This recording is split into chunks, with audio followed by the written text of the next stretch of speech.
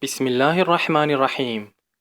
Apart from the Sahihain, which are the two hadith books of Imam al-Bukhari and Imam Muslim Rahimahullaah, there are many other books of hadith as well. But there are four famous ones. Together with the Sahihain, they make up what is known as the Sihah Sittah, the six authentic books of hadith. And out of these four books of hadith, excluding the Sahihain, the most authentic one is the one which we know as Sunan and Nasaa'i, written by Imam Nasaa'i Rahimahullah. Imam Nasaa'i Rahimahullah's full name was Ahmad ibn Shu'aib ibn Ali ibn Sinan ibn Bahr al-Khurasani al-Nasaa'i. He was of Persian origin, born in the year 215 after Hijrah, in the town of Nasaa'i, which is in present-day Turkmenistan. Imam Nasaa'i Rahimahullah studied under many of the great ulama of his time, one of whom being Imam Abu Dawud as-Sijistani Rahimahullah, the compiler of the book which we know as Sunan Abu Dawud. Imam Nasaa'i Rahimahullah was exceptional in every sense of the word. He was an all-rounder. In every aspect and every field he stood out. In the field of hadith he was brilliant. His memory was unmatched. The ulama have mentioned that he had a photographic memory. So he would read something and memorize it immediately and never slip up on it. His memory was so excellent that the ulama ranked him on par with Imam al-Bukhari rahimahullah. That is how high and how great he was that they considered him of that level.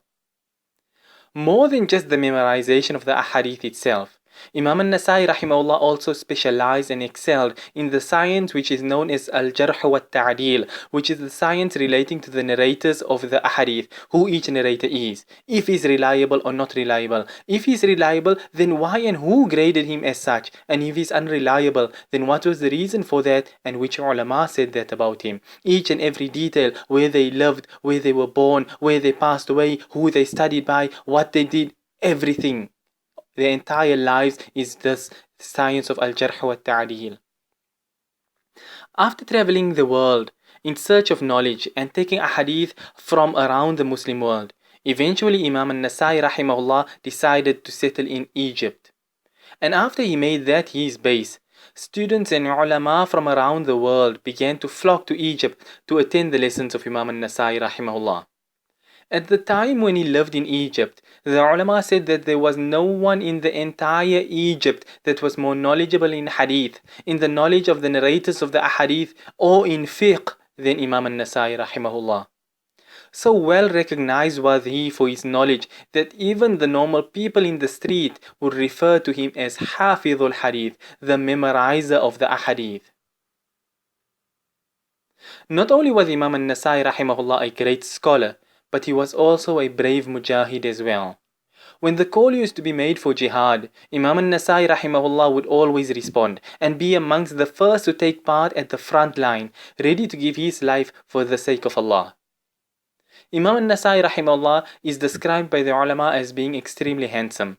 Up until the day that he passed away in his old age at the age of 88 years old, he still had not lost his handsomeness, and his face always continued to shine throughout his life.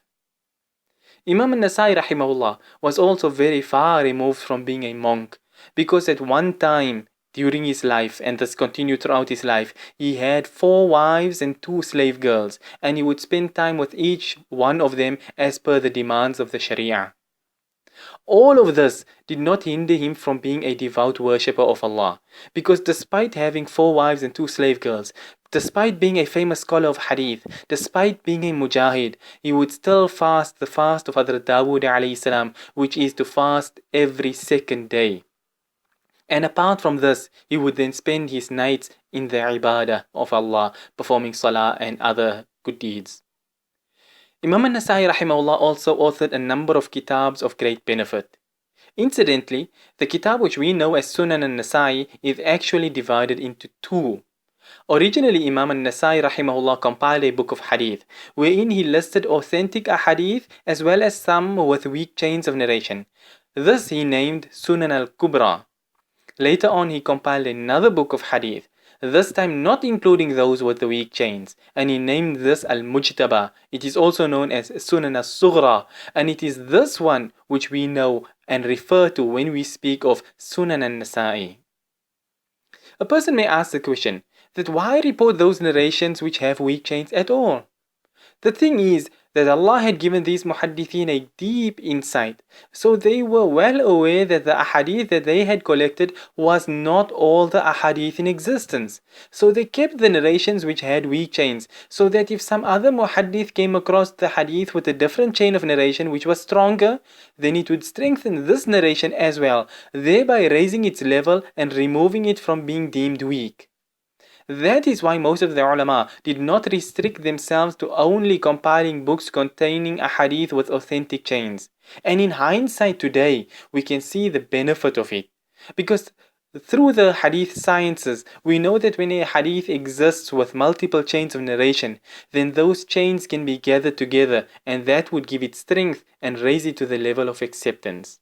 And even if they are not supporting chains for it, but it is not graded as being a fabrication, then too the muhaddithin and fuqaha have explained to us in which ways we can use such narrations.